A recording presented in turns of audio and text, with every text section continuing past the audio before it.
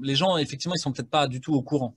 Mais il y a eu déjà les premières lois de bioéthique, elles sont faites par Jean-François Mattei, pour essayer justement de dire est-ce que le droit, le cadre législatif, est capable de tempérer finalement la disruption scientifique, c'est-à-dire cette capacité à aller toujours plus vite, à faire des choses, etc. Est-ce qu'on peut mettre des cadres, et des cadres éthiques, c'est-à-dire qui dictent notre conduite et qui sont une espèce de compromis. C'est pas tout à fait de la morale. C'est pas dire c'est bien ou c'est mal. C'est dire est-ce qu'on est capable de peser là-dedans qu'est-ce qui reste sacré pour nous. Et c'est difficile d'utiliser sacré dans le monde moderne parce que on l'a tellement est devenu tellement temporel, tellement exclu de la spiritualité que plus rien n'est sacré en fait. Et c'est un des problèmes. Est-ce qu'on est capable d'intégrer notre histoire collective, culturelle, qui n'est pas pareil partout, hein. Il y a des endroits où le corps n'a pas du tout la même signification et où les organes n'ont pas du tout la même signification, ou mercantiliser un organe, par exemple, bon, voilà, ça choque pas un anglo-saxon protestant, par exemple. Par contre, mercantiliser un organe chez un catholique romain, ouais, là, non, vendre son rein ou vendre le rein de son beau-frère, non, ouais, on peut pas. Donc, il y a intégré tout ça. Et les lois de bioéthique, les premières lois de bioéthique qui avaient été faites par Jean-François Mattei, étaient vraiment intéressantes en fait. Essayer de fixer un cadre après avoir regardé un peu tout ce qui se passait partout.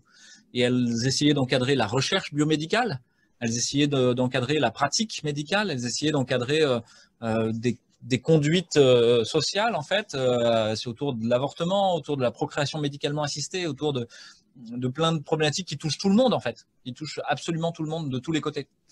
Et donc ces lois de bioéthique, elles sont en fait, elles sont l'affaire de chacun là, vraiment. D'année en année, on a petit à petit transgressé les tabous, transgressé les règles, au motif que, oh là là, ce serait être un dangereux réactionnaire que de rester dans les carcans trop étroits, quoi.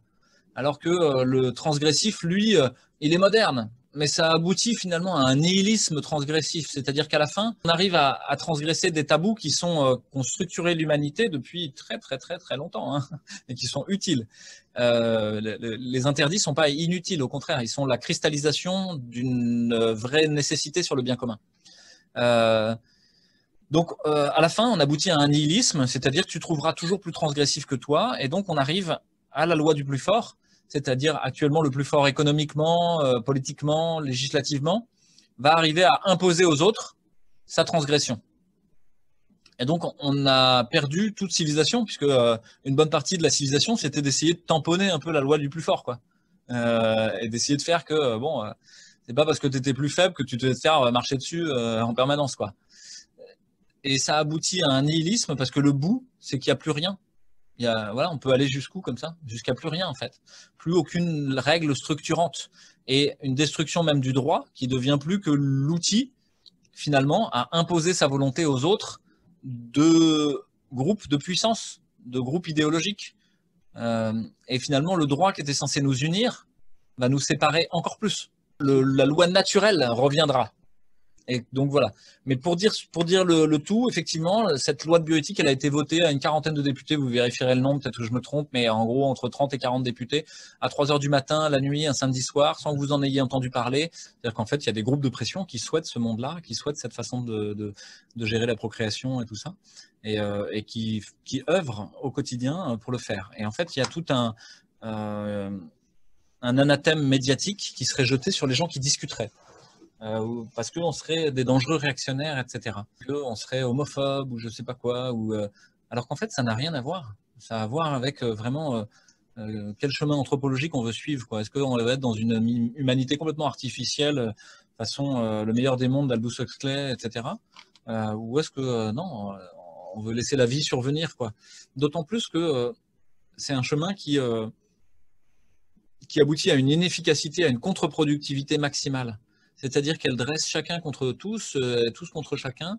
Elle va aboutir enfin à une artificialisation de la procréation qui va faire que la procréation naturelle, en fait, sera probablement ringardisée ou peut-être même interdite, en fait, parce qu'elle serait à risque d'être dangereuse pour le monde. Donc on est dans l'eugénisme et tout ça. Et en fait, là, c'est là où il faut avoir un tout petit peu de recul historique, il faut avoir un tout petit peu regardé l'histoire. C'est pas nouveau, en fait. encore une fois, il n'y a rien de bien neuf sous le soleil. Ça a été des tentatives qui ont été faites de multiples fois. Cette loi de bioéthique, elle a été discutée quand même au cours de ce qu'on appelle les états généraux de la bioéthique, qui ont eu lieu dans les différentes instances éthiques en France. Finalement, les conclusions qui ont été tirées de ces états généraux de la bioéthique n'avaient pas à voir avec les discussions qui avaient eu lieu. Et donc, finalement, on a fait semblant de faire de la démocratie sanitaire. C'est du bullshit, quoi. Comme le grand débat, vous avez bien compris que c'était pour faire semblant.